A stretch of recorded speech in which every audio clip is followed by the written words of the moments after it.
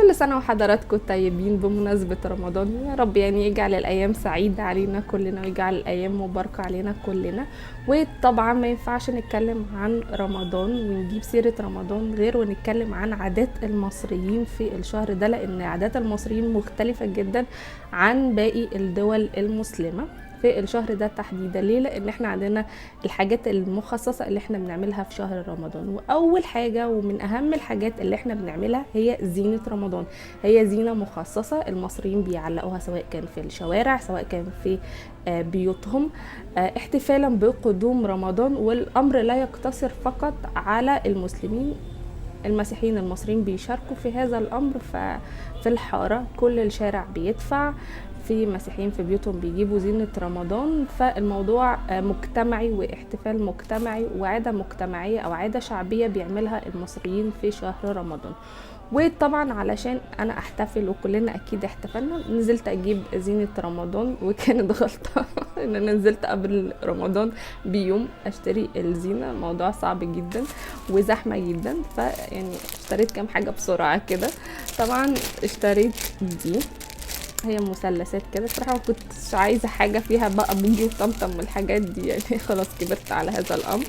فاشتريت دول. طبعا الخياميه، ما ينفعش نتكلم عن رمضان غير لما نتكلم عن الخياميه، وده هيكون في فيديو بعده ان شاء الله. فكلها انا اتعمدت ان انا اجيبها بشكل الخياميه. طبعا المصريين بقالهم، احنا بنتكلم على 1000 سنة او اكتر من 1000 سنة احنا بنزين شوارعنا وبنزين بيوتنا بقدوم شهر رمضان، ودي عادة مصرية بحتة محدش بيعملها غير المصريين. طبعا دي ب20 جنيه، هتلاقوها لو نزلتوا الخيامية قدام ب25 ورا ب20. فانا فضلت ماشية ورا اسأل على الاسعار لحد ما جبتها بسعر كويس. طبعا طولها 10 متر، فلازم تتأكدوا من الطول الواحدة، في 5 في 4 في 10، فلازم تاخدوا بالكم من النقطة دي. طبعا جبت منها 3. فاحنا بقالنا 1000 سنة بنحتفل برمضان ان احنا بنزين شوارعنا بالزينة، وتحديدا الموضوع بدأ في عصر الفاطميين. وليه دايما لما بنيجي نتكلم عن حاجات معينة، طقوس معينة بيعملها المصريين سواء كان في الاعياد في المناسبات ليها علاقة بالفاطميين، لازم ناخد بالنا ان الشعب المصري دخل تدريجيا في الاسلام، والموضوع استغرق 500 سنة علشان نبقى اغلبنا مسلمين. فالموضوع اخد حبة من الوقت، تقريبا 500 سنة زي ما قلت لكم. فعلشان كده هتلاقوا اغلب المظاهر الاحتفال اللي احنا بنعملها كمسلمين ظهرت في العصر الفاطمي. ده مش علشان هم جابوها معاهم، لا، ده علشان احنا بقينا بالتدريج مسلمين، وزي ما حضراتكم طبعا فاهمين اصبحنا يعني ايه دولة ذات اغلبية مسلمة. اتمنى تكون النقطة تكون وضحت. فمن اهم الحاجات اللي ظهرت في عصر الفاطميين الا وهي زينة الشوارع بالفوانيس. الموضوع بدأ طبعا بالفوانيس، وهنتكلم عن ظهور الفانوس. فالموضوع بدأ بالفانوس، وثم تطور الامر ان اصبح اجباري في عصر المماليك. اصبح الامر اجباري ان احنا نزين الشوارع بالزينة في العصر المملوكي.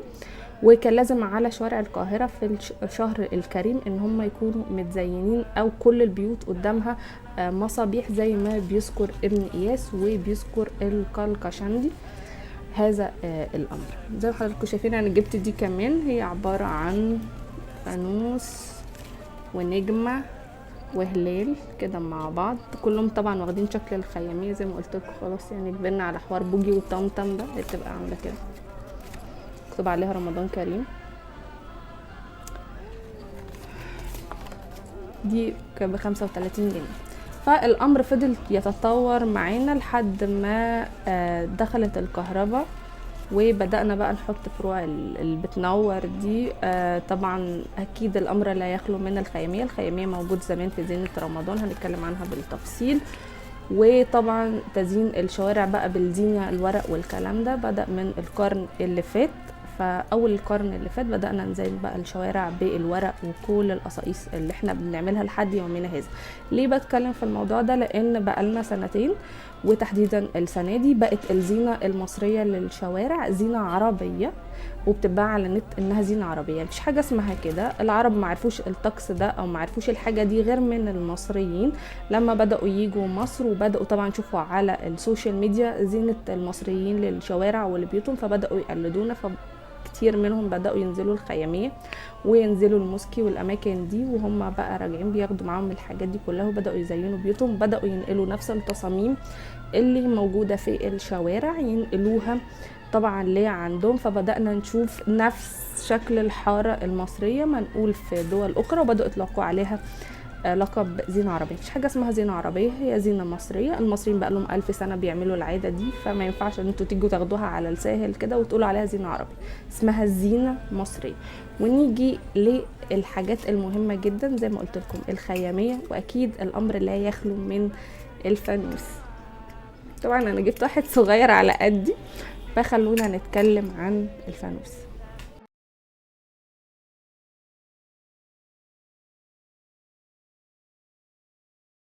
دايما بنبدأ رمضان بجملة شهيرة ألا هي وحوي يا وحوي، طبعا مرتبطة ارتباط وثيق بمصر القديمة والفانوس. فتعالوا نتكلم عن الفانوس. ما ينفعش نتكلم عن شهر رمضان ونسقط حاجة مهمة جدا ألا وهي فانوس رمضان اللي اخترعه المصريين، والمصريين هم أول من ابدعوا فكرة ان الفانوس يتم استخدامه للاحتفال. وبنرجع بالزمن لورا، احنا ما بنتكلمش على بس الدولة الفاطمية، لا احنا هنرجع حبة حلوين كمان لمصر القديمة. كان بيتم استخدام الفوانيس في بعض الأعياد المصرية القديمة، ولكن كانت الفوانيس في الوقت ده من الطين، يعني احنا ما كناش بنستخدمها بس للإضاءة، لا احنا كنا كمان بنستخدمها في بعض الطقوس الدينية والأعياد الدينية. ثم بننتقل شوية وبنطلع شوية لحبة حلوين، استمر هذا الأمر لحد ما بنيجي للمجتمع السكندري اللي برضو اللي عمل ساعات مزج ما بين الديانتين المصرية واليونانية. فبرضو كان بيتم استخدام الفوانيس في الأغراض الدينية مش بس للإضاءة، وبنلاقي كمان بعض الفوانيس اللي تطورت مع الوقت وخدت الشكل البدائي اللي احنا فيما بعد طوعناه وعملنا الشكل الحديث منه، ولكن مش من الطين، عملناه من المعدن.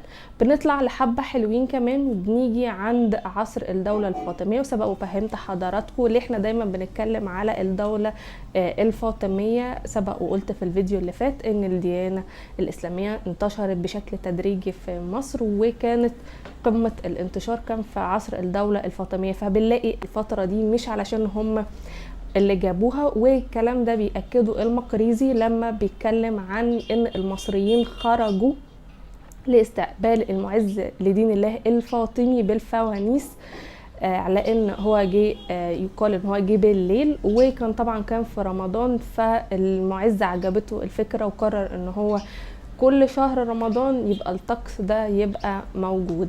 ده بيأكد لنا ايه؟ بيأكد ان المصريين اصلا عرفوا فكرة الفانوس عادي، وهم اللي خرجوا ليه مش هو اللي جابوا معاه. فمن هنا بدأ يتطور فكرة ان الفانوس تحديدا يتم اضاءته في شهر رمضان في عصر الدولة الفاطمية. برضو بنيجي للحاكم بأمر الله اللي فرض فكرة الفوانيس او الاضاءة تكون موجودة في شهر رمضان عشان الشوارع تبقى مضيئة. ثم بننتقل للعصر الذهبي للفانوس في عصر المماليك، اللي برضو بقى ضروري ان الفانوس يكون موجود للزينة في شهر رمضان قدام البيوت. وكمان بنسمع عن مواكب بتخرج لاستهلال شهر رمضان واستهلال الهلال، وان احنا نشوف الهلال في مواكب برضو الناس حاملين فيها الفوانيس المعدنية. احنا بنتكلم على بداية ظهور الفوانيس المعدنية اللي من المعدن ومتفرغة بالشكل ده وفيها ازاز ملون زي كده. كمان المواكب اللي كانت بتخرج استهلالا للشهر الكريم والناس ماسكه فيها الفوانيس عشان يشوفوا طبعا هلال شهر رمضان. ده غير طبعا اللي هي المواكب الاطفال اللي كانت بتخرج للاحتفال بالشهر الكريم، وهي برضو بتغني الاغاني الشعبيه وبتغني اغاني خاصه برمضان. فكان كل ده كان ايام المماليك، وفضل الامر بيتطور واصبح فيه حرفه.